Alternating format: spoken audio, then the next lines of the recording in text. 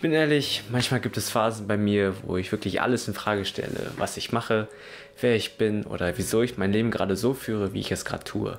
Von der Außenwelt, den eigenen Freunden oder der Familie werden so gewisse Erwartungen gestellt, dass man sich irgendwie eingeschränkt fühlt und man sich nicht nach dem richtet, was einem wirklich glücklich macht. Warum es aber erstrebenswert ist, aus diesem Käfig auszutreten, wird anhand der Geschichte des nach den Ehren suchenden Teenagers Prinz Zuko deutlich. Zu Beginn bestand sein Lebensziel darin, wieder in seine Heimat zurückkehren zu können, indem er den Avatar, den Herrn der 4 Elemente, an seinen Vater ausliefern würde. Denn dann würde Zuko wirklich alles erlangen, was er nach seinem Trauma vor einigen Jahren vermisste. Seine Heimat, sein Erbe, die Wertschätzung seines Vaters und des Volkes, sodass er diese ganze Wut und Verbitterung, die er durch die ganze Zeit mitschleppen musste, endlich ablegen kann. Doch obwohl man ihn als einen arroganten und egozentrischen Feuerbändiger zunächst kennenlernt, gibt es einige Momente, wo er seine Ziele zurücknimmt, um Leuten zu helfen, wie zum Beispiel in der Folge Der Sturm, wo er seine Crew geholfen hat, durch den Sturm zu kommen, oder am Ende des ersten Buches, wo er versucht, General Zhao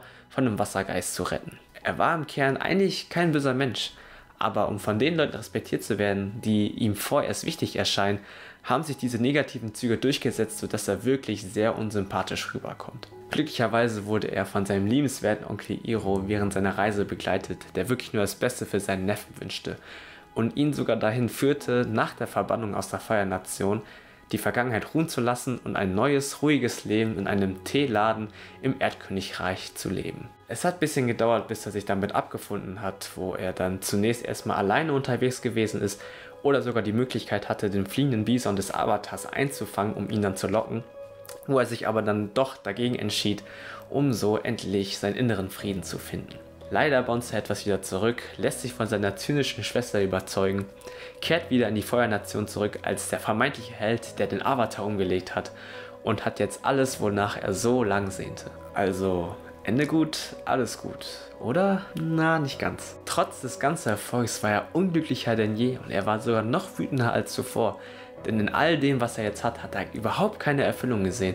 Und er ist sogar dafür verantwortlich, dass sein liebender Onkel nun als Verbrecher im Gefängnis sitzen muss. Anders als seine Familienmitglieder war er nämlich nicht bereit, die Feuernation so zu expandieren, dass die anderen Völker unterdrückt würden. Er war ein anderer Mensch als sie. Er hatte andere Ideale und Werte als sie. Er wollte eine Gesellschaft aufbauen, in der alle Völker in Frieden miteinander leben können und so eine Einheit bilden. Als er dies erkannte, beschloss er, sich gegen seinen Vater zu stellen und den Avatar zu unterstützen. Natürlich gab es erst Misstrauen zwischen dem Avatar und Zuko, da man nicht erwarten konnte, dass er seine Persönlichkeit um 180 Grad gedreht hatte und nicht irgendwelche Pläne noch im Hinterkopf hat. Aber seine Entschlossenheit und sein reines Herz, was Gutes tun zu wollen, haben den Avatar dazu überzeugt, das Feuerbändigen von ihm zu lernen, sodass er später den Feuerlord Ozai besiegen konnte und Zuko als neuer Feuerlord eine neue Ära der Liebe und des Friedens einleiten konnte. So eine charakterliche Entwicklung ist meiner Meinung nach echt realistisch und nachvollziehbar, dass es einen wirklich motiviert, nochmal sein Leben zu reflektieren. Wie oft habe ich meine Entscheidungen hinterfragt oder sogar bereut, weil ich mir eingeredet habe, dass ich jemand bin, der sich zum Beispiel gegen seine Herkunft stellt, nur um einer gewissen Gruppe anzugehören. Oder jemand bin, der sich eine Maske immer aussetzt, sobald man mit gewissen Leuten unterwegs ist.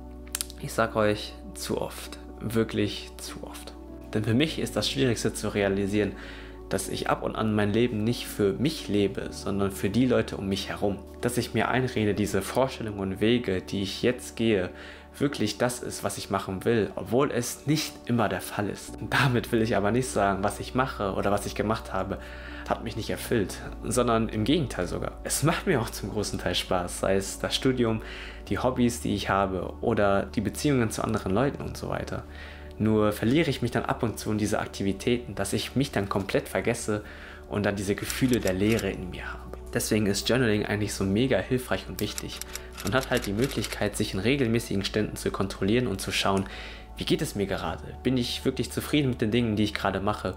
Oder führt mich der Weg, den ich gerade gehe, dahin, wo ich mich später als Persönlichkeit wiederfinden will?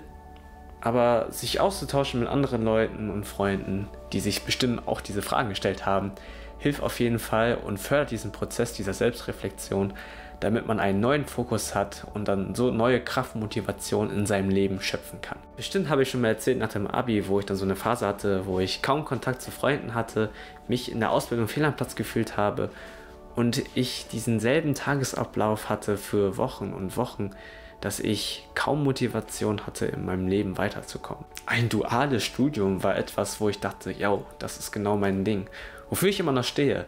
Aber hätte ich nochmal die Chance von neu anzufangen, hätte ich eine andere Kombi gewählt, die mir wirklich zusprechen würde. Denn anders als vor ein paar Jahren, wo ich den Ratschlägen bestimmter Leute einfach nur nachgegangen bin, habe ich mich während einer bestimmten Veranstaltung mehr mit mir auseinandergesetzt, um so zu entscheiden, was für Werte und Ideale und Wünsche ich habe und so meine Entscheidungen nun für mich selber wirklich treffen kann. Oder versuche zu treffen. Das ist auf jeden Fall ein Prozess, den ich noch habe und der in die richtige Richtung geht. Und seitdem bin ich auf jeden Fall positiver und glücklicher in meiner Verfassung, dass ich die Ausbildung geschafft habe, eine neue Gruppe gefunden habe, wo ich mich persönlich noch besser finden konnte und einfach insgesamt persönlich gewachsen bin. Mein Weg ist noch lange nicht vorbei und es gibt unzählige Hindernisse, die ich, so wie ihr, hoffentlich meistern werdet, ohne euch anderen Leuten unterordnen zu müssen.